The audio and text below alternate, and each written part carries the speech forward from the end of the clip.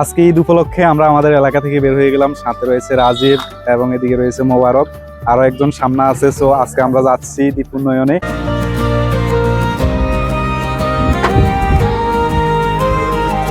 আমাদের এলাকা থেকে রওনা হয়েছি, যেতে মিনিমাম রিক্সাতে সময় লাগবে প্রায় 20 মিনিটের মতো।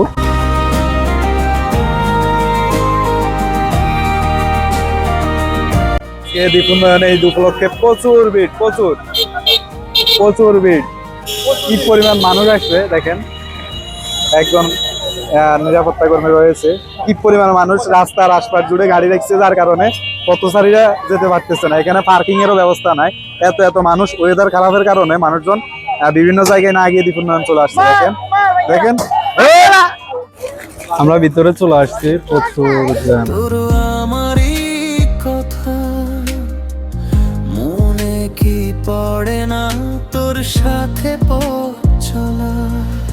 আসলে আমার সাথে যারা আসছে তারা খুব ক্লান্ত হয়ে গেছে আজকে।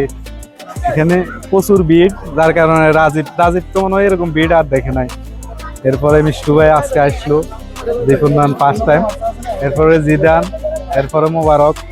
প্রচুর ভিড় এখানে ঈদ উপলক্ষে। তো আমরা দেখতেছি, একটু ঘোরাঘুরি করে এখান থেকে চলে যাব। সবাইকে পবিত্র ঈদ উল ফিতরের শুভেচ্ছা, ঈদ মোবারক। হাতিয়া দ্বীপ উন্নয়নে প্রচুর পরিমাণে মানুষ, দর্শনার্থী রয়েছে এখানে। হাতিয়া দ্বীপ উন্নয়ন ক্যাম্পাসে ঈদের মৌসুমে বাইরে ভাই কি একটা অবস্থা, যে পরিমাণে যানজট লাগছে। হাতিয়াতে এই পার্ক ছাড়া আর কোনো পার্ক নাই, যার কারণে কি পরিমাণে মানুষ এখানে রয়েছে ঈদের আমেজে। এখানে কিন্তু পার্কে দেখার মতো তেমন কিছু নেই, কিন্তু মানুষ সময় কাটানোর জন্য আসতেছে। হাতিয়াতে এসছে ভালো একটা কোনো জায়গা হলে মানুষ তাহলে আর ঈদের মৌসুমে এখানে ভিড় করবে না। এখানে দেখার মতো তেমন কিছু নাই, কিন্তু মানুষ আসে। কিনবো, হাতিয়াতে নাই, অভাব, গরিব। দ্বীপ উন্নয়নের প্রধান আকর্ষণ হচ্ছে কয়েকটা গেট। আমার পাশে আছে রাজীব, মিষ্টু ভাই, জিদান। এরা সব চলে আসলাম দ্বীপ উন্নয়ন সংস্থার ক্যাম্পাসে।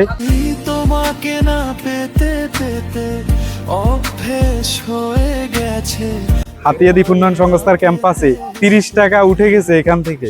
আমরা এখন যাওয়ার পথে অলরেডি দ্বীপ উন্নয়ন সংস্থা থেকে চলে যাচ্ছি। 30 টাকা দিয়ে প্রায় 2 ঘন্টা পর্যন্ত ঘুরছি। ঘোরাফেরা শেষ করে অবশেষে চলে যাচ্ছি। কাটছে মোটামুটি ধরেন 30 টাকা উঠে গেছে। ধন্যবাদ। হাতিয়া কমলাদিঘি পর্যটন কেন্দ্রে ঈদ উপলক্ষে বাংলাদেশ নৌবাহিনী টহল দিচ্ছে।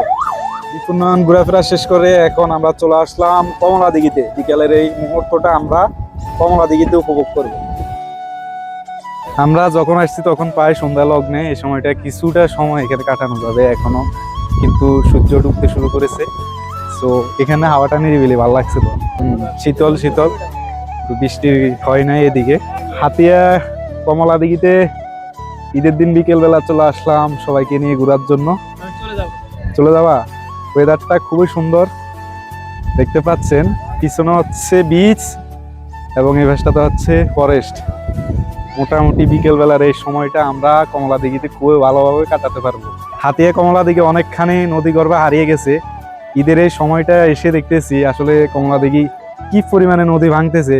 হাতিয়ার সবচেয়ে সেরা পর্যটন এরিয়া এই কমলাদিঘি এখনো নদী গর্ভ থেকে রক্ষা করতে পারেনি। হাতিয়া কমলাদিঘি অভিযানে আছি। প্রচুর বালি। এই বালিগুলো কেউ কি বিক্রি করে? আরো কিছুক্ষণ ঘুরতে পারবো কমলাদিঘিতে। আমরা ছবি তুললাম, ভিডিও করতেছি কয়েকটা।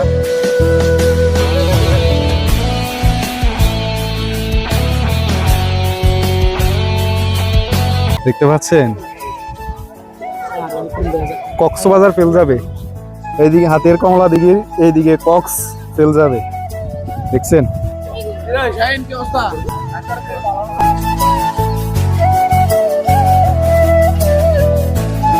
সন্ধ্যা প্রায় হয়ে গেছে। এখন আমরা কমলাদিঘি থেকে যাওয়ার পথে আমাদের গাড়ি অপেক্ষা করতেছি। তো আজকে সারাদিন ঈদ উপলক্ষে প্রথমে গেলাম দ্বীপ উন্নয়নে, দেন কমলাদিঘিতে। মোটামুটি ভালোই কাটলো আজকের দিনটা। বিশেষ করে দ্বীপ উন্নয়নের চেয়ে কমলাদিঘিটা বেশ ভালো লাগছে, কারণ এখানে খোলামেলা জায়গা। তো আমাদের ভিডিও ভালো লাগলে লাইক, কমেন্ট, শেয়ার করতে ভুলবেন না। আমাদের সঙ্গে থাকবেন। আল্লাহ হাফেজ।